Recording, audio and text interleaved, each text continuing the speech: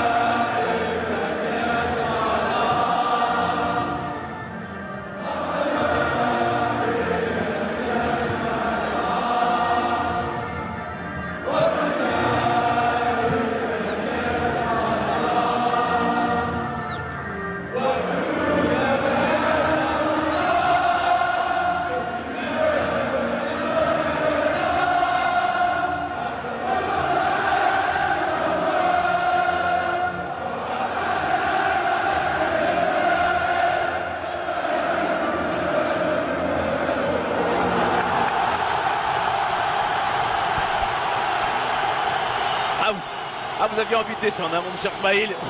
Ça laisse des traces, ce genre d'hymne. Hein. Quelle ambiance, quel honneur aussi. C'est toute une grande partie de supporters qui attendaient depuis pas mal de temps le retour de l'équipe d'Algérie en France. La dernière rencontre de l'Algérie en France, c'était du côté du stade Robert Diochon de Rouen. C'était en J'y avais assisté, ouais, en oui, 2008, un partout à Rouen, contre le Mali. Les Algériens et les Maliens. C'était à Rouen, Brahim, il y a 11 ans. Beaucoup d'attentes maintenant sur l'aspect sportif, parce que c'est là on va se concentrer après. Certains diront que c'est normal parce qu'il est algérien. Taoufik Makhloufi, médaille d'argent au dernier championnat du monde, champion olympique en 2012 à Londres du 1500 mètres, grand nom du sport algérien.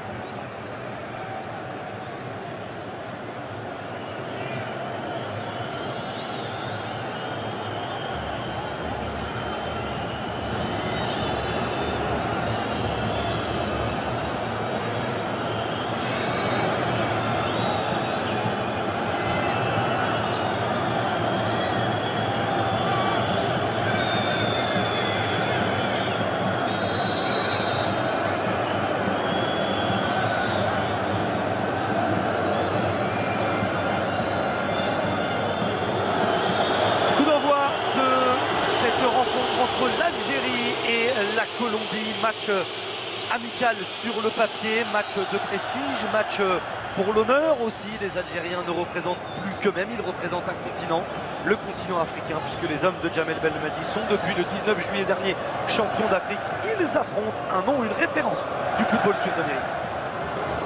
Et la première balle pour les partenaires de Cuadrado, qui sera certainement l'atout fort de Carlos Queiroz dans un 4-4-2. On avait quelques petits doutes, Brahim.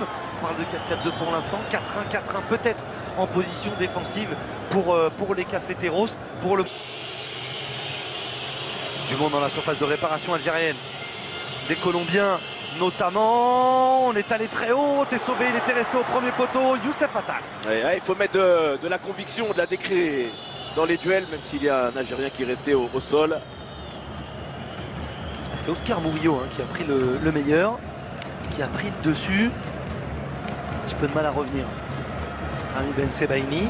Le dos de Mendy, on a vu Mendy reculer un petit peu et faire signe à Ben Sebaini de venir fermer l'axe. Mais normalement, c'est pas son travail. Son travail, c'est d'aller suppléer son latéral.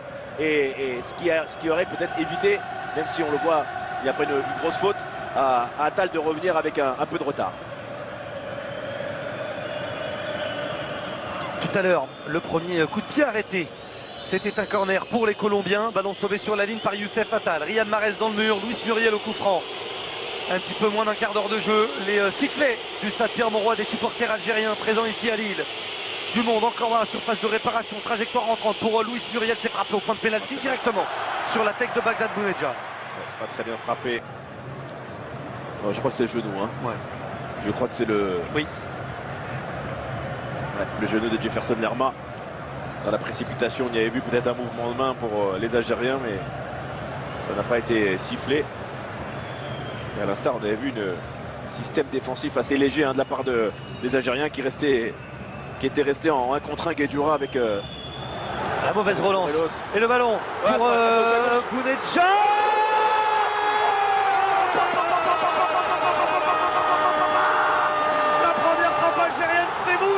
La lucarne d'Ospina trouvée par Bagdad Bounedjah. Quel but!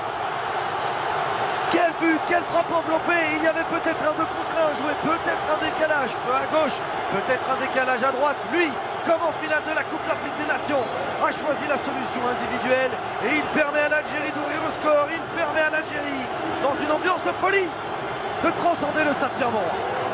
Ouais, comme pouvait dire mon cher Smaïl, nos collègues colombiens, un golazo de la part de Bounedjah qui s'est effectivement servi de l'appel de ses partenaires pour prendre l'initiative. Le très bel extérieur du pied de Mahrez. Le contrôle et l'enchaînement est parfait, l'équilibre est parfait pour Bagdad Bounedjah qui vient faire frémir de plaisir tout un suite.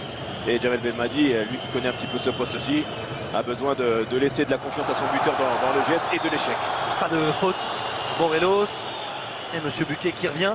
Brahim, ce but arrive à la fin du premier quart d'heure, un premier quart d'heure compliqué. Il faut le rappeler quand même, malgré tout, pour les Algériens en toute objectivité, les Colombiens avaient mieux commencé le match sans se montrer particulièrement dangereux dans le jeu. Ouais, exactement. Je pense que aussi l'idée de Bounedjah, c'est comme des Algériens, c'est d'essayer de prendre l'initiative, des initiatives dans un match où l'entame de match n'était pas la meilleure. Mais là, ils sont bel et bien rentrés dans le match, les hommes de Djamel Belmadi, avec notamment Belaïli, même s'il va gagner ce corner, on les sent, ça y est, bien rentré dans le match après ce premier but.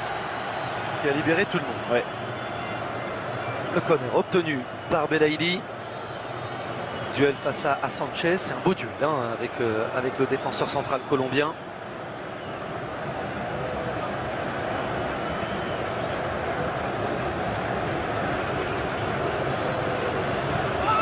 C'est joué à deux rapidement. Benasser sur son pied gauche en retrait. Belaïli, le crochet, non.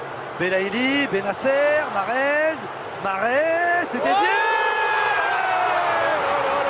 Deux frappes algériennes, deux frappes cadrées, deux buts. Bounedjah il y a quelques minutes. Riyad Mahrez maintenant. L'Algérie fait le break.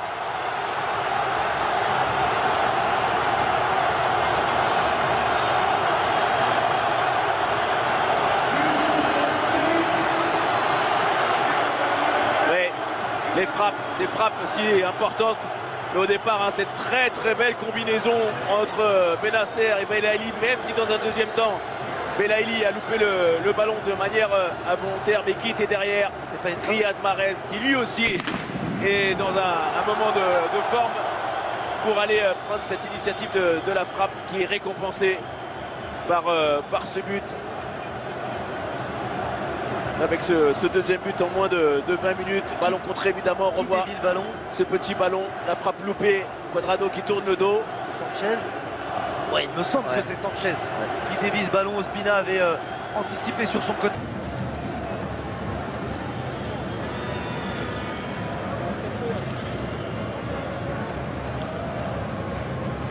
Le maillot tiré. Oh, il est passé, il est passé. Riyad Mahrez encore. Toujours. Mahrez, il est dans cette position pour envelopper le ballon. Il a pris le ballon le long de la ligne de touche. Riyad Mahrez est fan de cette situation, de cette course. Et le public algérien est fan de Riyad Mahrez. De son pied gauche, il est venu offrir un délicieux ballon enveloppé pour trouver le petit filet de David Ospina. Le doublé pour Mahrez. L'Algérie mène 3-0. One, two, three. Vive l'Algérie, parce que sur ce but, encore une fois, de la part de Riyad Mahrez, qui vient de réveiller à moitié tout un stade dans cette deuxième période, qui est parti dans son exercice préférentiel sur le côté, où il s'est joué de 4-5 Colombiens. Cette course latérale, on le sait, il n'a pas besoin, il a pris l'information au départ, il ne regarde absolument pas le but d'Ospina, parce qu'il sait qu'à un moment donné, avec un dernier appui, il va ouvrir son pied gauche.